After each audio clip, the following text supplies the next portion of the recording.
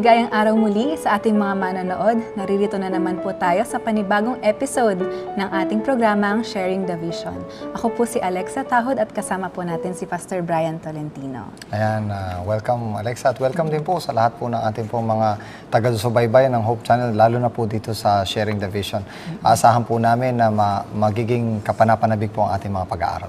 Ang dami nating natutunan, Pastor, sa unang episode, no, na wala sa atin ang ating righteousness, kundi ang faith of Jesus Christ. Doon tayo kailangan mag-focus. Yes. So, ang topic natin ngayong episode 2 ay Preparation for 1888 Message.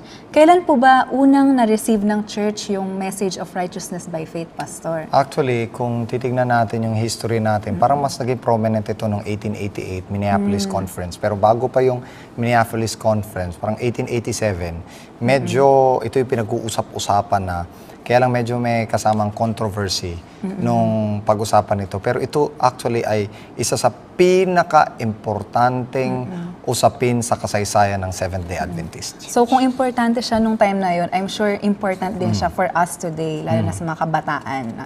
So kung gaano ka-importante ito, sabi ni Ellen White sa Testimonies Volume 9, binanggit niya, urge them to give their attention to securing the richest gift that can be given to mortal man, the robe of Christ's righteousness. Biruin mo, kailangan daw na ilagay natin yung ating pinakamatinding atensyon para makuha natin yung pinakamataas na gift na binigay ng Panginoon. Walang iba kundi yung robe of righteousness ni Christ. Kaya maalala mo ba yung teksto sa Bible na seek ye first the kingdom of God, tapos and His righteousness, and all these things shall be added unto you. So, ibig sabihin, every day, isisik natin una yung kingdom of God, tapos yung righteousness, at pagkatapos yung ibang bagay pwede na nating alalahanin pa. Connected din pala yun sa topic natin ngayon, Pastor. Okay. Kasi yung righteousness, pinakamahalaga yan.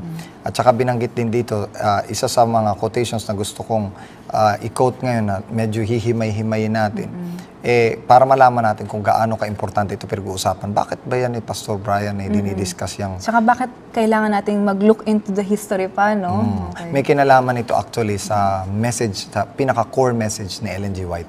Kaya pag sinabi natin sharing the vision, ano talaga yung pinakamahalagang vision? Ano yung pinakamahalagang mensahe na meron si Ellen White? Kasi yung iba medyo na-overshadow ng mga kung ano-anong maliliit na issue na hindi nila napag-usapan. May importanteng usapin sa sulat ni Ellen White. So, babasahin ko ito mula sa Testimonies to Ministers, page 91 and 92. I-request kita na basahin. Pakibasa. The Lord, in His great mercy, sent a most precious message to His people. This message was to bring more prominently before the world the uplifted Savior, the sacrifice for the sins of the whole world. Diyan muna, napakaganda. Binanggit dito, the most precious message to His people. Hindi lang to His people. Of course, binigay ito sa atin. Binanggit, this message was to bring more prominently before the world. So, inuna muna niya yung people. So, dapat malaman muna ng bayan ng Diyos. Pagkatapos, ibibigay ito more prominently sa buong mundo. At ano pa, as the uplifted Savior, iaangat yung Savior, the sacrifice for the sins of the world. Hindi ba ito rin yung naging role ni John the Baptist? Hindi ba hindi rin ito ang naging role ng mga apostol ng Panginoon? Siya ring magiging prominent role ng church sa huling araw. Pakituloy. If it presented justification through faith in the surety, it invited the people to receive the righteousness of Christ, which is made manifest in obedience to all the commandments of God. So, kanina, ang object ay iangat sa buong mundo ang Panginoon. Ngayon, ang scope naman niya, pinipresent nito specifically, ano yung iaangat? Paano iangat? Pinipresent nito specifically yung justification through faith in the surety. Pag sinabi nating surety, para itong siguro, para itong security system or security policy na pinagbebenta natin yung justification by faith bilang life policy na meron tayong eternal life, parang may life insurance. Ayan, siguro. Saka, Pastor, nung nandyan na tayo, ano po ba yung justification? Paano natin siya mai-explain ng mas simple? Yan. Pag binanggit natin justification, inaring ganap sa Tagalog. Medyo justification is not that you are not just, hindi ka ganap, kundi ikaw ay justified o inari ka lang naganap. Ibig sabihin, pinagpalagay ka naganap or itinuring kang ganap, hindi ka talaga ganap. So, napakaganda niya kasi bagaman hindi tayo karapat-dapat na ariing ganap, inari tayong ganap. Isa lang kasi ang ganap talaga, ang Diyos. Lahat tayo makasalanan, kaya inari niya na lang tayong ganap. So, justification. Tinuring niyang ganap. So, itong message na ito ang importanteng maipabigay sa mga tao. Okay. Next, sabi dito, it invited people to receive the righteousness of Christ.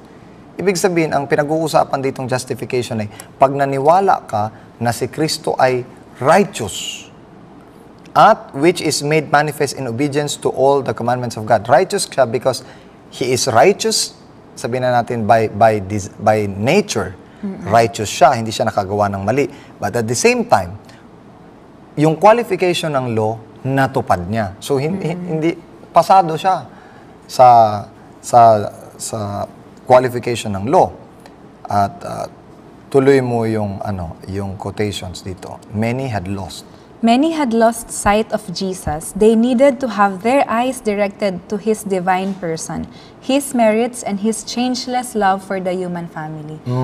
So parang, ang nangyari pala nung history natin, nawala pala yung focus natin sa center dapat ng ating faith, which is Jesus Christ. That's it. Kasi alam mo, nung unang binuo ang Seventh-day Adventist, ay nabuo tayo dahil darating ang Panginoon. Hindi siyempre nakafocus sa pagdating ng Panginoon. Ang kaso mo, nagkamali tayo sa ating computations. Hindi natin alam na pumasok pala ang Panginoon sa kabanal-banalan dako.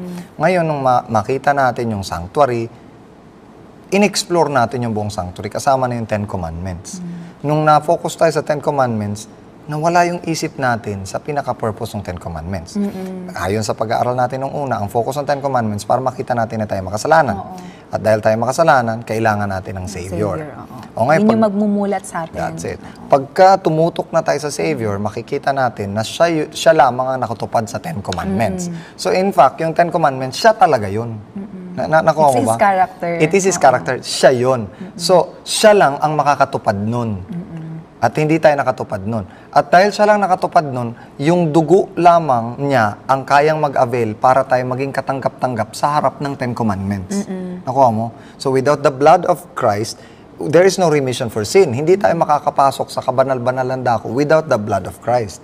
So, yung blood ni Christ lamang ang makaka-avail na tayo ay maging righteous sa harap ng Ten Commandments. Or else, we will be judged by the Ten Commandments. Ito yung gusto ni Ellen White na maipakalat na i-fix ng mga tao ang kanilang mata kay Jesus. Hindi sa sarili nila o sa kautusan. Kasi minsan may tendency tayo na tumutok sa kautusan.